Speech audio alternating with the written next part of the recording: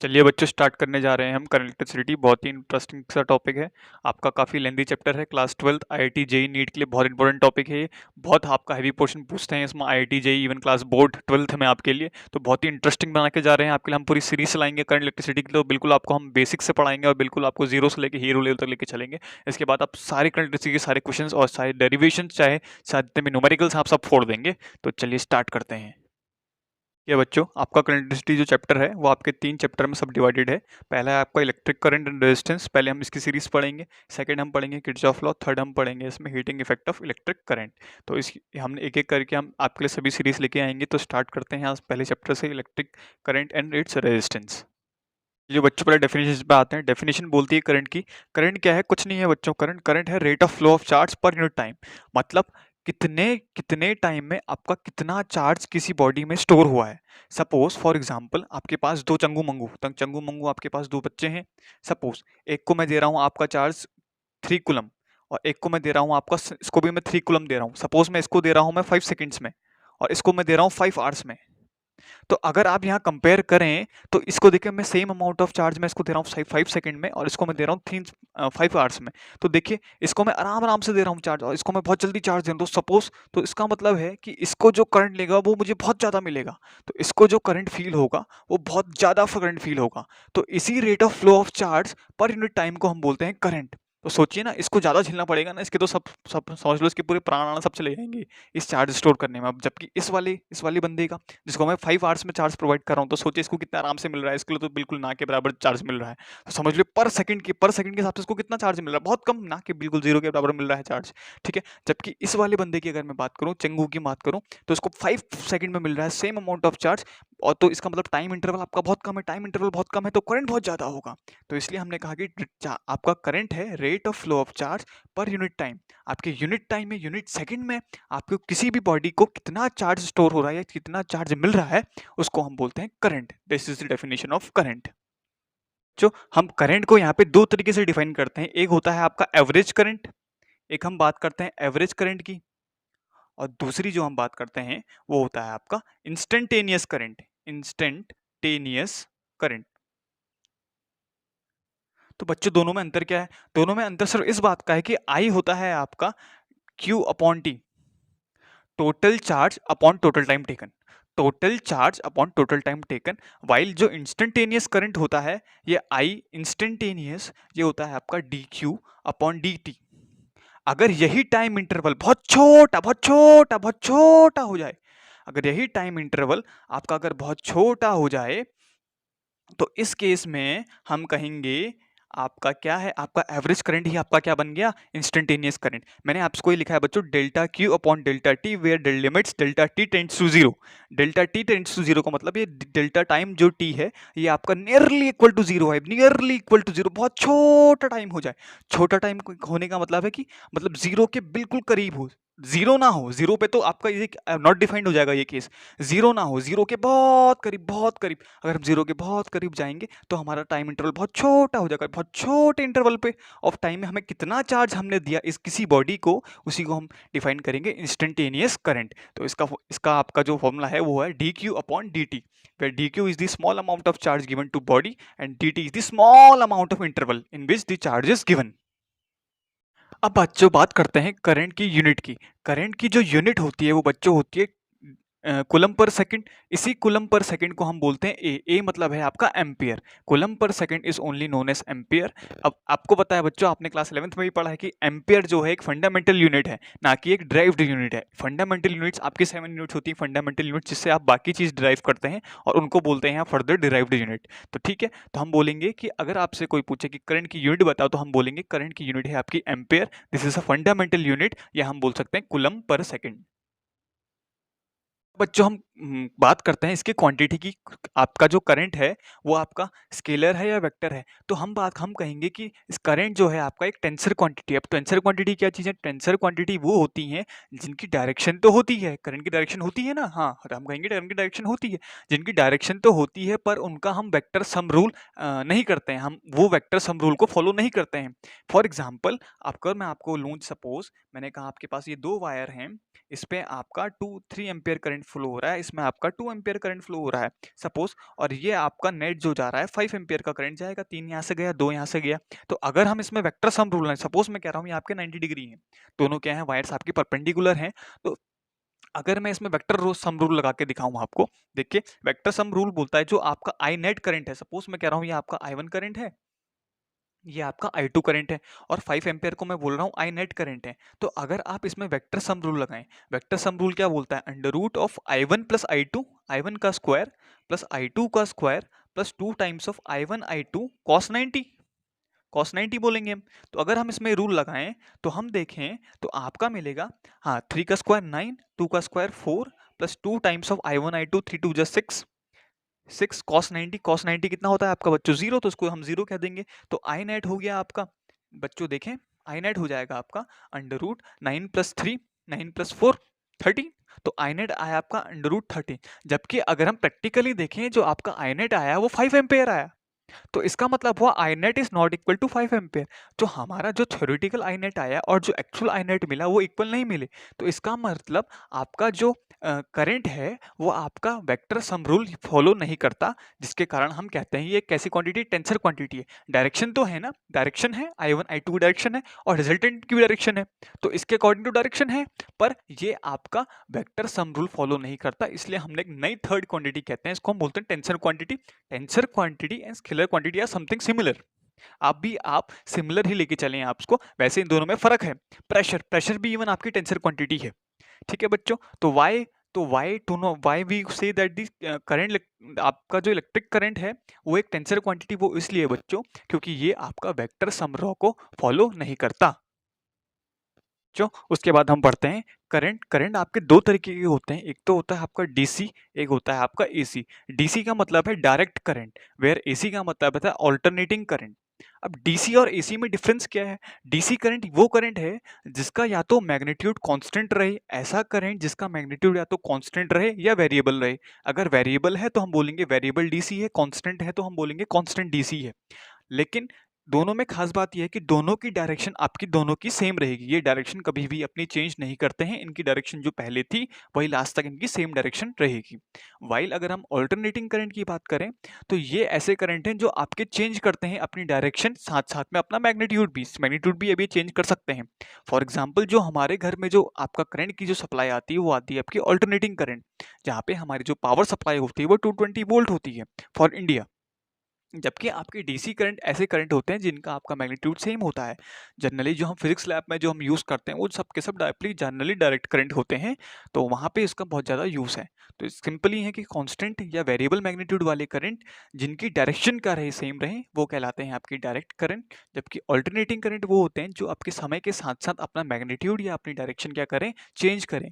क्योंकि ये जो करंट होते हैं ये बेसिकली साइन वेव फंक्शन के करंट होते हैं, साइन वेव या कॉस वेव फंक्शन।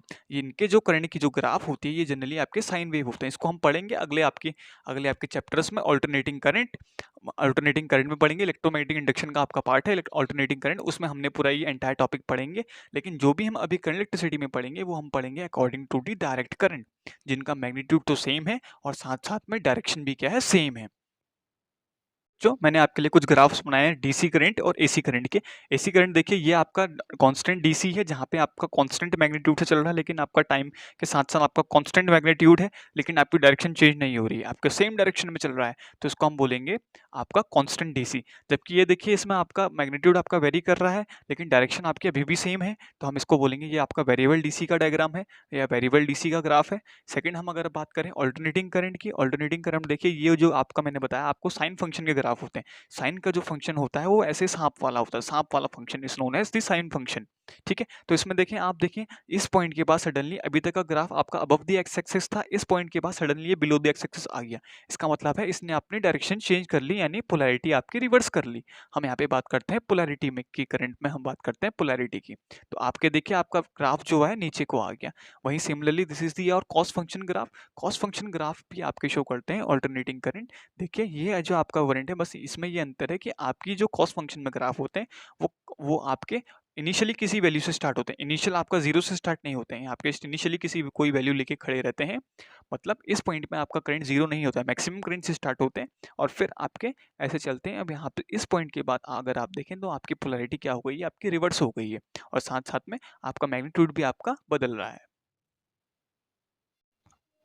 अच्छा बच्चों, अब हम बात करते हैं करंट डेंसिटी J।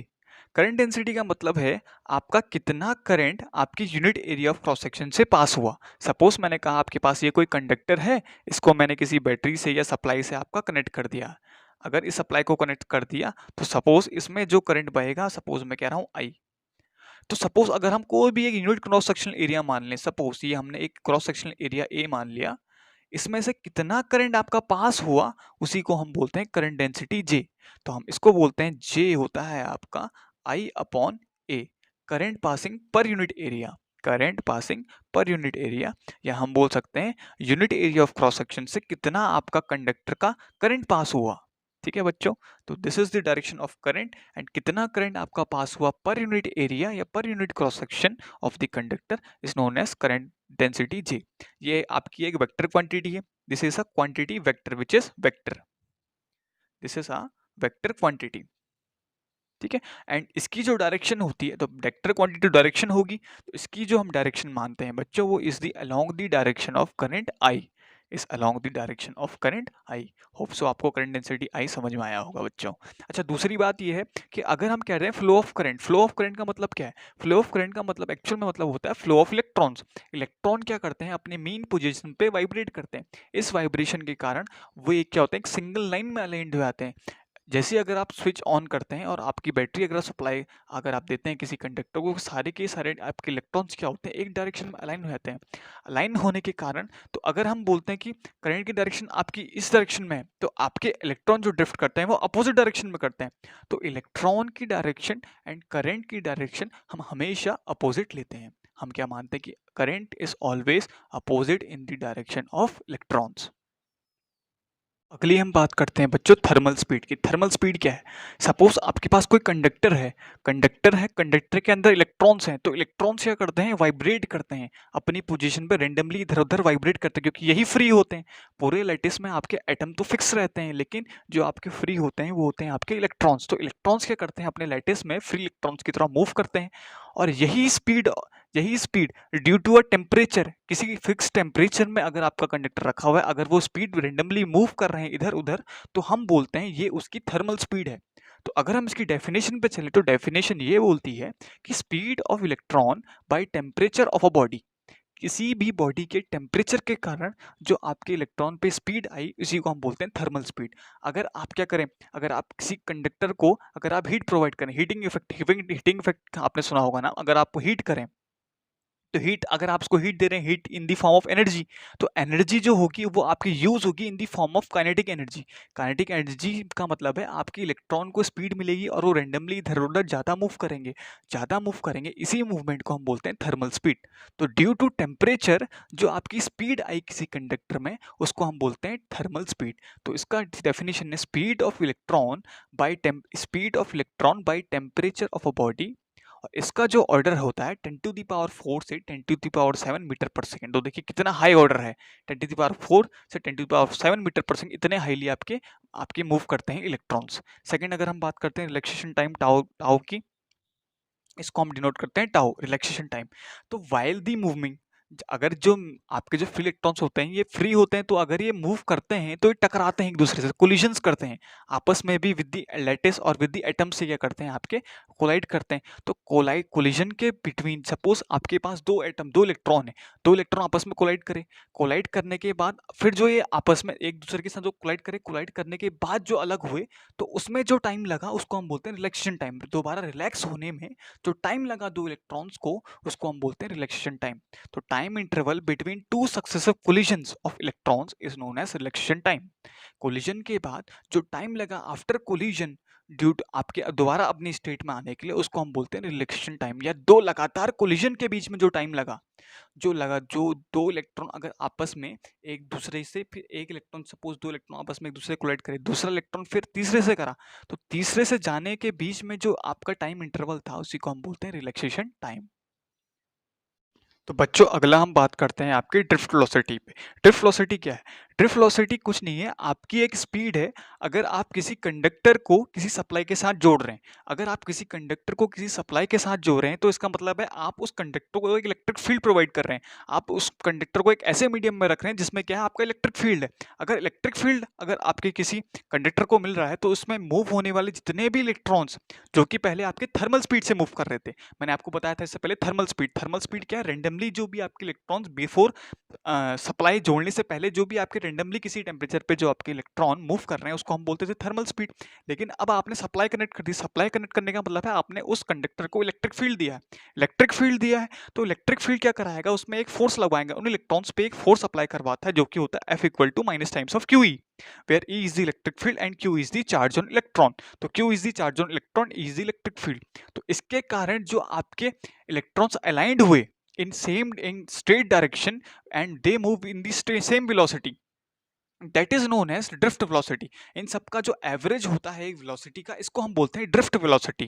ठीक है बच्चों, तो अगर हम इसकी डेफिनेशन की बात करें, it is the additional speed gained by the electrons after connecting with the supply या सोर्स और by producing electric field. Electric field produce होने के कारण जो आपको एडिशनल स्पीड मिली by the to the electrons from their thermal speed to a new speed, that is known as drift velocity. Actually drift velocity बता दें कि आपके इलेक्ट्रॉन्स कितने ड्रिफ्ट हुए फ्रॉम देयर थर्मल स्पीड। ठीक है बच्चों, और सबके सब इलेक्ट्रॉन्स आपके सेम डायरेक्शन में ड्रिफ्ट होते हैं, सभी इलेक्ट्रॉन्स आपके सेम डायरेक्शन में ड्रिफ्ट होते हैं। अच्छा, दूसरी बात यह है कि इलेक्ट्रिक फील्ड अगर आपका इस डायरेक्शन में है, सपोज अगर हमने जो सप्लाई लगाई आपकी डायग्राम में वो इस तरीके से लगाई सप्लाई, तो इलेक्ट्रिक फील्ड आपका फ्रॉम एक्स, सपोज मैं कह रहा हूँ ये आपका पॉइंट ए है, ये आपका पॉइंट बी है, तो इलेक्ट्रिक फील्ड जो आपका लगा from point A to B, तो इलेक्ट्रॉन्स जो अलाइंड होंगे वो इलेक्ट्रिक फील्ड के अपोजिट डायरेक्शन में अलाइन होंगे, के अपोजिट डायरेक्शन में, क्योंकि जो फोर्स होता है वो होता है minus times of QE। Minus represents the direction, direction is opposite to the direction of electric field. तो आपके जो सभी इलेक्ट्रॉन्स जो हुए हैं वो आपके अपोजिट टू इलेक्ट्रिक फील्ड आपके अलाइन हो गए हैं, और हम बोलते हैं जो इलेक्ट्रॉन की डायरेक्शन होती है that is the opposite to the direction of current. तो इसी ड्रिफ्ट वेलोसिटी के कारण आपका करंट प्रोड्यूस होता है, इसी इसी drifting of electrons is known as current. तो हम बोलते हैं कि करंट आपके कंडक्टर में आपका करंट आपका दौड़ने लगा है या करंट आपका प्रोड्यूस हो चुका है। तो due to this drifting current is produced. और ये क्यों होता है? Due to production of electric field. Electric field क्यों प्रोड्यूस हुआ? क्योंकि आपने एक सप्लाई लगाई। सप्लाई का मतलब एक आपका हायर पोटेंशियल होगा, एक आपका लोअर पोटेंशियल होगा। आपका जो इलेक्ट्रिक फील्ड हुआ आपका हायर पोटेंशियल लोअर पोटेंशियल की तरफ को है, तो आपके जो इलेक्ट्रॉन हो गए वो ड्रिफ्ट हो गए एक डायरेक्शन में। इस ड्रिफ्ट होने के कारण जो आपका इलेक्ट्रॉन, आपके जो इलेक्ट्रॉन ड्रिफ्ट हुए हैं उसके कारण जो प्रोड्यूस हुआ है उसको हम बोलते हैं करंट। एंड करंट की डायरेक्शन एंड इलेक्ट्रॉन की डायरेक्शन आर बेसिकली अपोजिट। हम फिजिक्स में इलेक्ट्रॉन की डायरेक्शन और करंट की डायरेक्शन को अपोजिट मानते हैं। ठीक है बच्चों। अच्छा, दूसरी बात करते हैं ड्रिफ्ट वेलोसिटी की। ड्रिफ्ट वेलोसिटी की जो एक्चुअल वो होती है वो nearly equal to 2.2 10 to the power -5 metre per second. This is the average drift velocity of the all the electrons present in the conductor. तो ये होती है आपकी 2.2 10 to the power -5 metre per second. बच्चों अब हम निकालते हैं एक्सप्रेशन फॉर ड्रिफ्ट वेलोसिटी। तो हमने क्या करा है, इस कंडक्टर को हमने बाय सप्लाई कनेक्ट किया है। सप्लाई देने का मतलब हम प्रोड्यूस कर रहे हैं इलेक्ट्रिक फील्ड इस कंडक्टर के दोनों तरफ। अगर इलेक्ट्रिक फील्ड जनरेट हुआ है तो आपके इलेक्ट्रॉन्स ड्रिफ्ट करेंगे। पहले आपके रेंडमली थर्मल स्पीड से चल रहे थे। हम मानते हैं कि थर्मल स्पीड जो आपके पहले रेंडमली इधर उधर जो मूव कर रहे थे इलेक्ट्रॉन्स, उन सबकी जो एवरेज स्पीड थी वो जीरो है। हम लेते हैं जो इनिशियल स्पीड यहाँ पे U equal to zero. U equal to zero हमने क्यों लिया? क्योंकि जो आपकी जो पहले सप्लाई लगाने से पहले आपके जो इलेक्ट्रॉन्स थे वो रेंडमली इधर उधर मूव कर रहे थे। रेंडमली मूव करना मतलब थर्मल स्पीड, आपके थर्मल स्पीड से मूव कर रहे थे। उसके बाद हमने इलेक्ट्रिक फील्ड लगाया तो सबके सब अलाइन हो गए।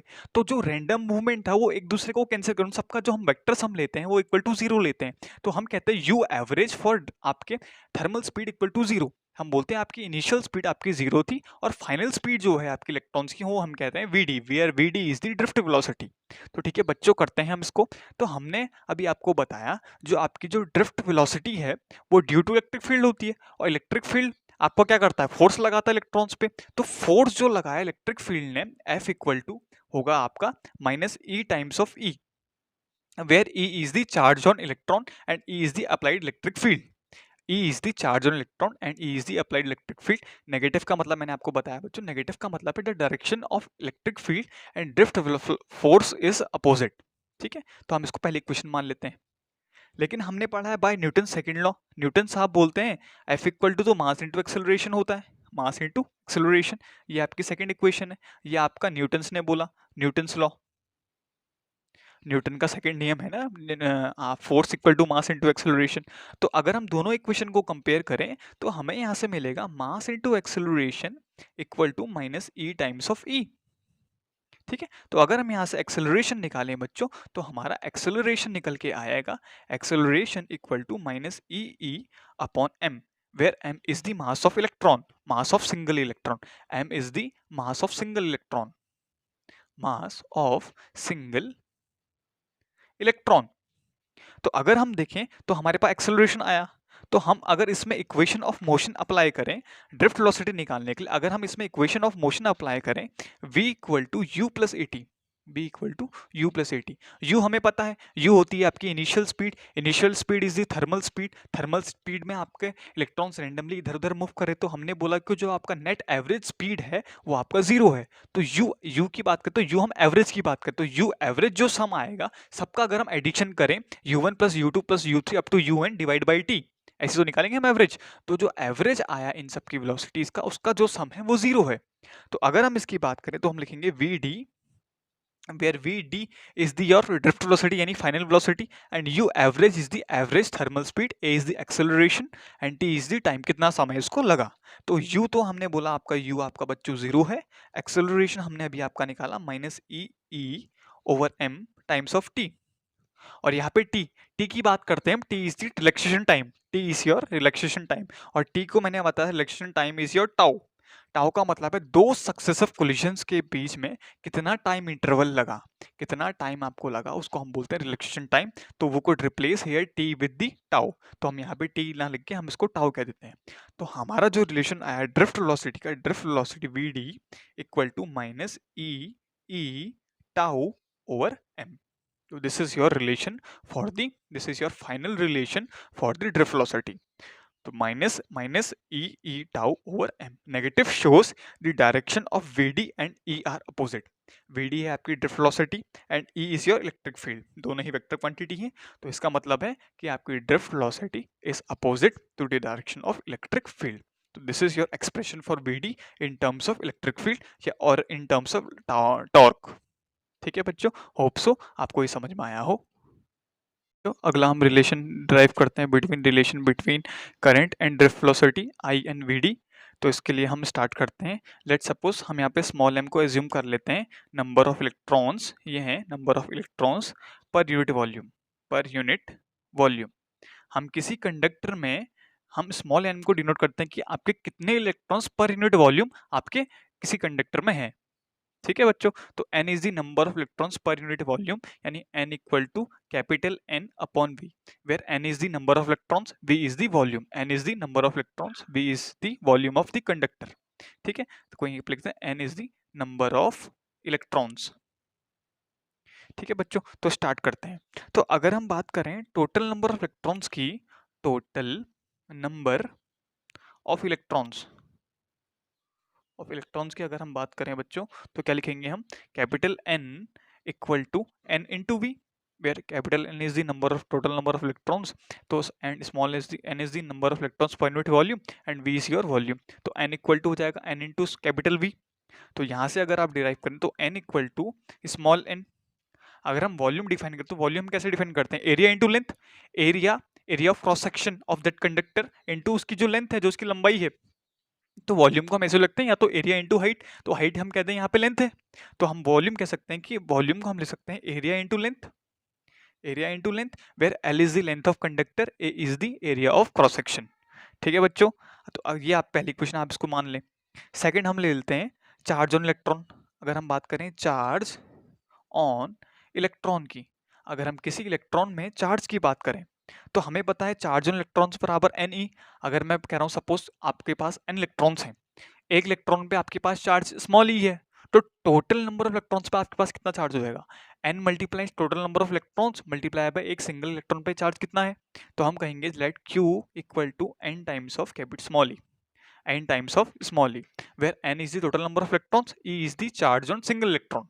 ठीक है बच्चों, तो हमारा अगर हम Q निकालें तो Q बन जाएगा। और अभी हमने कैपिटल N निकाला आपका, तो capital N equal to N times of A into L. तो अगर हम इस इक्वेशन को इसमें रखें तो हमारी इक्वेशन बन जाएगी N A L into E, where E is again the charge on electron. E बच्चों है चार्ज ऑन इलेक्ट्रॉन। ठीक है बच्चों, तो आगे करते हैं हम। तो आगे अगर हम बनेगा, अगर हम निकालें time, time taken to cross the conductor, अगर इलेक्ट्रॉन मूव कर रहे हैं तो एक एंड से दूसरे एंड तक जाने में, एक एंड से दूसरे एंड तक जाने में किसी इलेक्ट्रॉन को कितना टाइम लगा, उसको हम बोलते हैं time taken by the electron to cross the conductor, where T is the time taken, time taken by the electron to cross conductor. ठीक है बच्चों, तो आपका यहाँ से t बन जाएगा t इक्वल टू, तो टाइम टेकन, टाइम किसके पास, time equal to distance upon speed. तो डिस्टेंस की बात करो तो लेंथ ऑफ कंडक्टर, कितनी डिस्टेंस है कंडक्टर के पास, लेंथ है उसकी खुद की लेंथ, तो लेंथ अपॉन स्पीड, तो l अपॉन बी डी।